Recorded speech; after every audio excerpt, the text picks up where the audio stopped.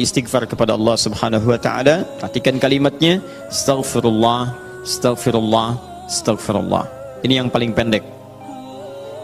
Tertuang dalam kitab-kitab hadis, di antaranya Sahih Muslim nomor hadis 591. Hadis-hadis ada yang menyampaikan dengan singkat astaghfirullah, astaghfirullah, astaghfirullah. 3 kali kemudian disebutkan. Jadi ini yang paling singkat. Istighfar kalimatnya astaghfirullah. Astaghfirullah. Berapa kali? 3 kali. Perhatikan, ini riwayat pertama. Kalau Anda menggunakan yang ini, boleh. Tapi cara memahaminya, ini yang paling singkat, paling pendek.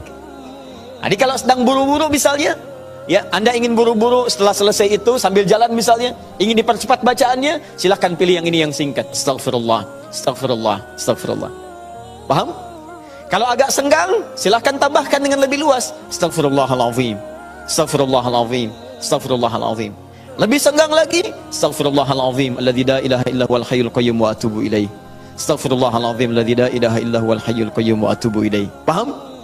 Baik, jadi kalau Anda menemukan riwayat yang ini diulang sampai 3 kali, ini yang dimaksud riwayat yang paling standar. Jelas ya? Standar. Ini standarnya, ucapkan ini astaghfirullah, astaghfirullah, astaghfirullah 3 kali. Ini amalan pertama. Tahan, hadisnya belum selesai. Jadi kalau selesai salat, assalamualaikum warahmatullah, assalamualaikum warahmatullah, duduk sebentar, tahan dulu. Apa yang diucapkan? Astaghfirullah, astaghfirullah, astaghfirullah. Selesai? Baik, tahan. Lihat baik-baik, perhatikan sini. Ini disebut amalan apa tadi? Zikir. Karena kita sedang membahas tentang zikir. Baik, sekarang yang kedua, masih ingat? Tadi kalau seorang sedang berzikir, maka konsekuensinya dia akan apa terhadap Allah? Ingat. Yang kedua, dekat. Pertanyaan saya, apakah setiap orang yang mengucapkan astagfirullah menjadi ingat kepada Allah? Itu masalahnya. Banyak orang pasca sholat mengatakan astagfirullah, tapi kalimat itu tidak mengingatkan dia dengan Allah. Itu masalah utamanya. Assalamualaikum warahmatullahi wabarakatuh. Assalamualaikum warahmatullahi wabarakatuh. Astagfirullah, astagfirullah, astagfirullah. Halo? Gimana? Anda salam langsung ngecek status. Lisan Anda astagfirullah, tapi tangan Anda megang handphone. Pikiran Anda melihat status. Sebagian orang bahkan merespon urusan dunia. Bagaimana istighfar bisa berkorelasi dengan itu semua? Itu masalah utamanya. Jadi semua kalimat ini ketika diucapkan, bingkainya adalah zikir. Mampukah Anda mengucapkan istighfar ini yang langsung mengingatkan Anda dengan Allah Subhanahu wa taala? Ini poin besarnya. Nah, tahan. Saya berikan rahasia besar dulu di sini. Kenapa Anda mesti mengucapkan kalimat ini? Buka Al-Quran surah ke-71. Surah apa itu? Surah apa? Nuh. Bukan Al-Ma'arij. Al-Ma'arij 70. Ayat 10. Kalau mau dari ayat 9-nya sampai dengan 13. Kemudian saya kotaki ayat 10-nya. Nih, 10-nya saya kotaki di sini. Ini yang pentingnya.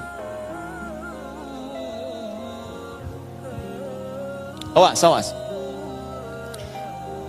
Nabi Nuh alaihissalam berdakwah kepada umatnya. Berapa tahun?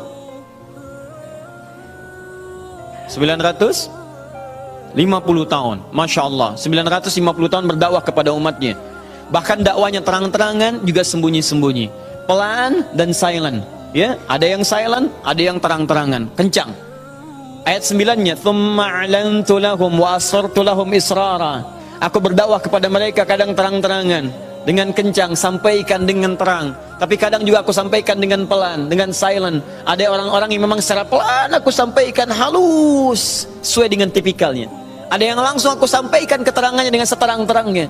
Tapi tahukah Anda, selama 950 tahun berdakwah itu, yang terang-terangan, yang sembunyi-sembunyi, kalimat pertama apa yang dimintakan Nabi Nuh kepada mereka? Perhatikan ayat 10-nya. "Faqultu astaghfiru rabbakum innahu kana ghaffara." Rahasia pertama. Perhatikan baik-baik. Kalimat pertama yang disampaikan Nabi Nuh alaihissalam kepada kaumnya, 950 tahun. Masya Allah. Lihat baik-baik. Baik terang-terangan, baik dengan sembunyi-sembunyi, pelan-pelan ataupun jahar. Apa kalimat pertamanya? Faqultu astaghfiru rabbakum. Aku katakan pada mereka, istighfar kepada Rabbmu. Istighfar, istighfar. Ini. Nah, ketika Nabi Nuh mengatakan istighfar pada Rabbmu, istighfar pada Rabbmu, apakah kalimat Qur'annya berhenti sampai sini? Tidak. Teruskan ayatnya. Innahu kana ghaffara. Rahasia istighfar yang pertama, satu, Allah akan turunkan minimal sifat ghaffar kepada hambanya. Nanti kita lihat. Apa itu ghaffar? Belum tentu. Belum tentu. Tidak seperti yang Anda bayangkan. Allah punya sifat ghafir, tapi kenapa yang muncul ghaffar di sini? Buka Quran misalnya surah Ghafir. Fusilat surah ke-40. Ayat yang ketiga. Ghafiridz dzambi wa qabilit taubi. Allah mengampuni dosa seorang hamba. Ketika mengampuni dosa, kalimatnya menggunakan ghafir. Ghafirun, ghafiridz dzambi. Tapi kenapa Nabi Nuh menyebut dengan kalimat ghaffar? Faqultu istaghfir rabbakum innahu kana ghaffar. Kenapa ghaffar bukan ghafir? Satu. Nih. Dua, teruskan ayatnya, ayat 11. Yursilis samaa 'alaikum midrara. Dua, orang yang sering istighfar, maka Allah akan turunkan keberkahan lewat curah hujan yang lebat. Curah hujan, hujan yang berkah. Masya Allah. Ada hujan membawa berkah, ada hujan membawa? Bukan. Bukan, hujan tidak pernah menginginkan banjir. Hujan itu hanya membawa air. Baik, yang bikin banjir itu Anda yang tidak bisa mengatur airnya. Itu persoalannya. Jalur air dibuat bangunan. Air itu kan sederhana, dia hanya mencari tempatnya, dia meresap sesuai dengan tempatnya. Cuman Anda tidak menempatkan air sesuai dengan tempatnya. Itu masalahnya. Tapi ini beda. Ketika turun, airnya membawa keberkahan dalam kehidupan. Itu lain. Itu lain. Nanti saya berikan rahasia setelah ini. 3. Teruskan. Wa yumdidkum bi amwalin wa banina. Masya Allah. Ya istighfar, istighfar, istighfar. Ketika kamu istighfarnya benar kepada Allah, wa yumdidkum bi amwalin, maka Allah akan melimpah ruahkan harta benda Anda. Ya. Meluaskan harta. Banyak. Amwal bukan mal. Wa banina, bahkan keturunan. Teruskan. 1, 2, 3, 4 keturunan. Allahu Akbar. Lihat faedah istighfar. 5. Wa yaj'al lakum jannatin. Dan Allah akan limpahkan kepadamu kebun-kebun yang indah. Awas jangan dilihat kebunnya. Karena kalau Anda lihat orang-orang Arab pada saat itu, mereka emas sudah banyak, Bu. Emas banyak, walaupun masih banyak di Indonesia. Ada Mas Asep, Mas Johar, Mas Sodia. Ya, tapi wujudnya beda, ya, wujudnya beda. Di sana emas banyak, perak banyak, bangunan megah. Tapi yang mereka belum dapatkan itu adalah kenikmatan pemandangan yang elok. Kebun-kebun, ya, isinya ada anggur, bawahnya kemudian ada sungai-sungai.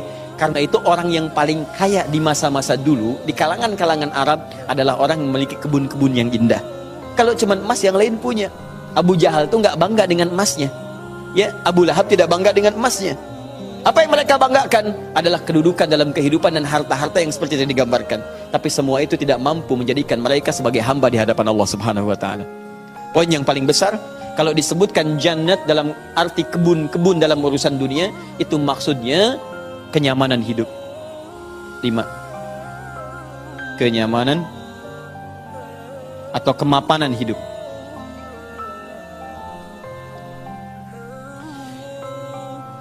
Wa yaj'al lakum anhara, kenikmatan hidup. Masya Allah, sudah mapan, nikmat, kaya, tenang. Wah, ini hebat banget nih hidupnya. Dosanya diampuni oleh Allah, kemudian hidupnya berkah, hartanya melimpah, keturunannya juga luar biasa, gitu kan. Setelah itu hidupnya nyaman, mapan, dan nikmat. Kurang apa lagi? Antum pilih mana? Kaya tapi gelisah atau miskin tapi tenang? Jangan pilih yang ketiga, saya tidak berikan. Nah, tahan sebentar. Lihat sini. Jadi ketika Anda diminta istighfar, astagfirullah, astagfirullah, astagfirullah, ternyata di antara esensi kalimat istighfar itu bukan kalimat biasa. Anda mampu mengucapkannya dengan baik, maka Allah turunkan kemuliaan lewat lisan Nabi Nuh itu. Faqultu astaghfiru rabbakum innahu kana ghaffara. yursilis samaa 'alaikum midrara wa yumditkum bi amwalin wa banina wa yaj'al lakum jannatin wa yaj'al lakum anhara. 6 kemuliaan bagi orang yang sangat senang beristighfar kepada Allah Subhanahu wa taala. Tapi ini masih urusan dunia. Akhiratnya belum selesai. Pilih mana? Miskin masuk surga atau kaya masuk neraka? Miskin masuk surga. Kasihan. Kenapa tidak kaya masuk surga? Ya itu pilihan dari saya, ya. Ini pilihan dari Al-Quran. Saya kan tidak mengatakan jangan pilih yang ketiga. Itu yang pertama tadi, ya. Lihat sini. Ini jaminan kehidupan dunianya, mana akhiratnya. Ya Allah, kalau cuma dikasih dunia saya tidak mau. Jangan-jangan saya dunianya bahagia, akhiratnya nestapa. Maka adakah faidah dari istighfar atau kehidupan akhirat saya? Kamu mau minta surga yang mana? Orang-orang surga biasa, saya berikan pada pelaku istighfar surga seluas langit dan bumi. Quran surah ketiga ayat 133. Ayat 133, paling kanan sebelah atas. Lihat, di sini hidupnya lapang, di sini surganya seluas lapangan. Lapangannya apa? Bukan lapangan dunia. Perhatikan lapangan akhirat. Wasari'u ila maghfirah. Bergegaslah anda untuk memohon ampunan Allah. Maghfirah, turunan kata dari istighfar, minta ampun. Bukankah istighfar minta ampun? Ayo cepat, bergegas, rajin, cepat. Orang yang rajin istighfar, cepat istighfar. Lihat, wa jannatin arduhas samawati wal ard. Maka kami akan sediakan harapan baginya, menyediakan tempat kembalinya surga seluas langit dan bumi. Dan digolongkan ahli istighfar sebagai orang-orang yang takwa. Uiddat lil muttaqin, kami siapkan untuk orang takwa. Siapa orang takwa dimaksud? Awal ayatnya wasari'u ila maghfirah. Surga seluas langit dan bumi. Masya Allah. Silakan kalau mau koprol, berhenti di mana tuh? Ya.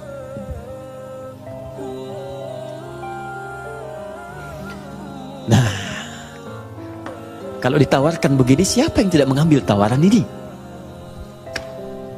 Tapi persoalannya, kenapa orang banyak istighfar pasca sholat bahkan lebih daripada 3 kali? Astagfirullah, astagfirullah, astagfirullah, astagfirullah, astagfirullah, astagfirullah. Tapi mapan juga tidak. Cek. Ya, silahkan lihat. 6 ini tidak diraih. Keberkahan juga tidak didapatkan. Dan seterusnya. Bahkan kemarin di Bekasi itu ada yang terlihat, kami lihat di CCTV itu. Khusyuk pasca sholat, kayak orang menangis. Astagfirullah, astagfirullah, astagfirullah. Sudah tenang, lihat kanan kiri, tas orang dirogok begini. Kok bisa tuh astagfirullah lagi ibu juga? Ya? Apa yang salah? Ya, sekarang mari kita lihat bagaimana beristighfar seperti ini untuk mendapatkan kemuliaan-kemuliaan ini, dan bagaimana cara istighfar dengan berzikir pada Allah Subhanahu wa taala. Frame terbesarnya, frame-nya dalam amalan ini disebut dengan zikir. Ingat tadi telah disebutkan di awal. Zikir itu mesti mampu mengingatkan kita dengan Allah, juga membuat hubungan kita lebih dekat dengannya. Nah, sekarang fokus. Di antara amalan zikir pasca salat adalah istighfar. Dengan mengucapkan kalimat paling singkat, astagfirullah, astagfirullah, astagfirullah. Sekarang kita bedah dulu isi kalimatnya. Ini astaghfirullah. Dalam ilmu saraf, kalimat astaghfirullah ini dibagi ke dalam 3 bagian. 1, ada awalan menggunakan kata ista begini. Kemudian ditambah dengan akar kata ghafara. Kemudian ditambah terakhir objek harapannya kepada Allah Subhanahu wa taala. Sekarang fokus baik-baik. Ista dalam ilmu saraf itu fungsinya untuk menunjukkan salah satunya, menunjukkan pada permohonan, meminta sesuatu. Ghafara, ampunan, meminta ampunan menggunakan istaghfara. Istaghfara itu kata kerjanya, istighfar keadaannya, kata benda atau sifatnya. Jadi kalau ini menunjukkan permintaan atau permohonan, kemudian apa yang diminta? Ghafara, ampunan dari Allah Subhanahu wa taala. Tapi persoalannya dalam bahasa syariat tidak pernah ada kalimat ghafara, yaitu ampunan, kecuali disandingkan atau dilawankan kepada dosa. Ini Ini poinnya. Jadi kalau Anda minta ampunan, Anda harus merasakan apa yang mau diampuni. Dia orang itu mustahil minta ampun kalau tidak ada yang mau diampuni. Paham? Ada seorang ngambil barang, tiba-tiba dipukulin orang lain, mengatakan ampun, ampun, ampun. Kenapa minta ampun? Untuk dihentikan pukulannya. Kenapa dipukul? Karena pernah berbuat salah. Bahasa singkatnya, jika Anda memohon ghufran kepada Allah, ampunan kepada Allah, itu artinya Anda telah berbuat kesalahan atau dosa dalam kehidupan. Jelas? Dosa dalam bahasa Arab disebut dengan dzambun namanya. Dzambun. Kalau dia banyak disebut dengan dzunubun. Dzunubun. Dzunub. Kalau dosanya satu saja, dzambun, maka Allah menurunkan sifat untuk mengampuni satu dosa ini. Anda sebut namanya, minta kepada Allah, maka berpeluang mendapatkan ampunan dari Allah. Apa namanya? Ghafir. Sifat Allah yang mengampuni satu dosa. Ghafir. Turun Quran surah Ghafir. Ya, surah ke-40 itu. Ayat ketiganya, Ghafiriz dzambi. Kata ghafir dipasangkan dengan dzambun. Ghafiriz dzambi wa qabilit taubi. Ketika Anda ingin minta ampun kepada Allah satu dosa, berbuat dosa, astaghfirullah ya Allah, ampuni saya Allah. Allah turunkan sifatnya ghafir, saya ampuni kamu, saya terima taubatmu. Paham? Tapi ketika dosa Anda berlipat, banyak dosa, mata berdosa, telinga berdosa, lisan berdosa, sampai ke kaki berdosa, maka bukan dzambun namanya, tapi dzunubun. Sifat Allah yang mengampuni aneka dosa dan tidak membiarkan hambanya larut dalam dosa, maka turunlah kemudian yang kedua disebut dengan Ghaffar namanya. Ghaffarun. Maka istighfar ketika Anda mohonkan kepada Allah, dahsyatnya bukan menurunkan sifat yang pertama Ghafir, tapi menurunkan sifat yang kedua Ghaffarun. Pertanyaan saya, siapa yang dosanya cuma satu sampai hari ini? Boleh angkat tangan? Ayo, saya pulang. Anda lebih layak kalau cuma satu dosa, lebih layak memberikan tausiah dibanding Adi Hidayat yang banyak dosa. Siapa yang sampai hari ini banyak dosanya? Tidak perlu angkat tangan, saya tahu. Baik. Nah, karena kita merasa banyak dosa, kita merasa banyak berbuat kesalahan, maka bagaimana mungkin kesalahan itu bisa mengantarkan pada cita-cita yang kita harapkan? Baik, saya tanya kepada Anda semua. Misal, mohon maaf teman-teman sekalian, berkah itu terkait erat dengan kemuliaan, mulia, taat. Tidak akan bersanding dengan maksiat. Karena maksiat itu diantara cara memutus pintu rizki dalam hal yang berkah itu maksiat. Jadi kalau seseorang itu berbuat maksiat, keberkahan pada rizki tidak akan datang. Nah sekarang coba cek, mungkin rizki itu belum datang ke tempat Anda, ke rumah Anda, di kehidupan keluarga Anda. Bukan Anda kurang usaha, tapi Anda kurang mampu membebaskan diri dari maksiat dalam kehidupan. Ini poinnya. Maka dari itu ketika Anda istighfar astagfirullah, jangan cuma kosong di lisan. Kalau cuma seperti itu, bayi, balita yang umur usia 5 tahun misalnya, 5 tahun, balita 5 tahun ajarin istighfar juga. Padahal dia belum mendapatkan hisab. Anak usia 5 tahun belum balik, ajarin istighfar. Pas pada sholat, astagfirullah. Apa yang mau diampuni? Dosanya nggak dicatat. Ya, orang yang kurang akalnya misalnya, terganggu akalnya, itu bisa istighfar juga sambil ketawain Anda malah. Astagfirullah. Loh. Tapi apa beda istighfar dia dengan Anda? Karena ketika dia istighfar nggak berpengaruh pada dirinya. Karena diangkat penanya. Rufi'al qalam an thalathatin. Rufi'al qalam an thalathatin. Di antaranya anil majnuni hatta yufiqa. Dari orang terganggu syaraf sampai sadar lagi. Nah, kita yang sadar ini saat ini, maka ketika Anda mengucapkan kalimat astagfirullah, kata para ulama, sambil diingat, itu Anda berbuat dosa apa sampai mengucapkan ini? Sampai minta ampun kepada Allah. Dosa apa yang diperbuat? Maka kalau ingin latihan, coba urutkan dosa dari ujung kepala sampai ujung kaki. Salat yang pertama subuh misalnya, ya jangan terlalu banyak dulu. Untuk dosa mata misalnya, astagfirullah, ingat-ingat mata salah apa.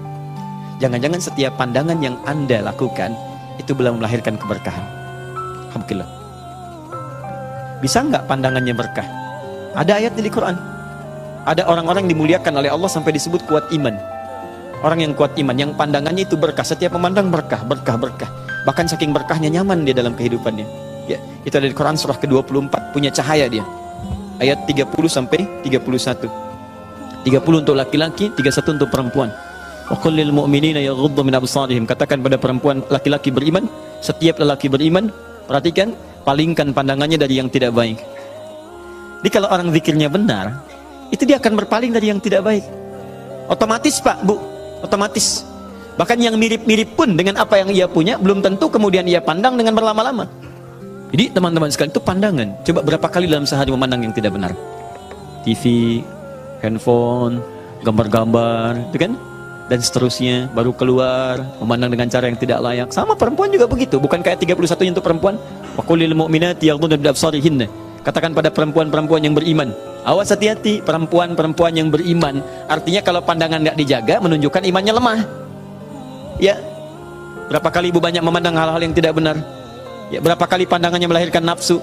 Pandangan di mall dibawa sampai ke rumah.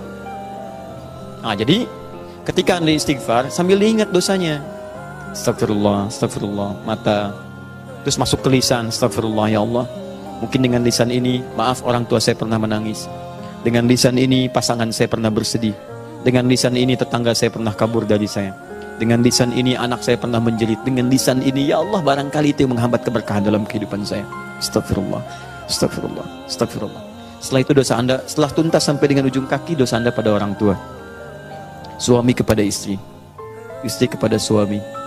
Bagaimana kadang-kadang tidak baik dalam kehidupan rumah tangga, kepada anak-anak, kepada tetangga. Barangkali, mohon maaf, hal-hal itu yang menghambat pintu kemuliaan dalam bahkan urusan dunia ini yang belum turun. Nah, kalau sudah semua sekat dibuka, semua akan turun. Masih ingat tadi? Lihat di Quran surah 3 ayat 133. Teman-teman masih ingat tidak? Surga yang ahli istighfar ini disediakan untuk orang apa? Takwa kan? Jadi kalimat takwa ketika disebutkan di ayat ini, uiddat lil muttaqin, disediakan bagi orang takwa. Bukankah dimulai awalnya dengan istighfar? Sekarang saya tunjukkan kepada Anda, kita buat persamaan. Lihat sini, kita buat persamaan. Istighfar adalah sama dengan amalan ahli takwa. Takwa bisa mengantarkan ke surga. Tapi Anda jangan lupakan bahwa takwa pun membuka semua pintu keberkahan urusan dunia dari langit dan bumi. Takwa persamaannya berkah langit dan bumi. Dari mana mendapatkan persamaan ini? Di Quran surah ke-7, teman-teman sekalian, ayat 96. Walau anna ahlal qura amanu wattaqau la fatahna 'alaihim barakatin minas sama'i wal ardh. Kalaulah kemudian ada orang-orang beriman, ahli takwa, bertakwa kepada Allah, bahkan satu komplek bertakwa, satu kampung bertakwa, kami buka semua pintu keberkahan di langit dan di bumi. Semua pintu keberkahan. Jadi kalau Allah sudah buka, dari manapun dan dimanapun Anda beraktivitas, akan mudah dan nyaman Anda beraktivitas. Di rumah pintu berkah dibuka, nyaman. Di kantor dibuka, nyaman. Di kehidupan sosial dibuka, nyaman. Jadi kalau orang rajin istighfar, astagfirullah, astagfirullah, astagfirullah, maka Masya Allah, dahsyat sekali hasilnya.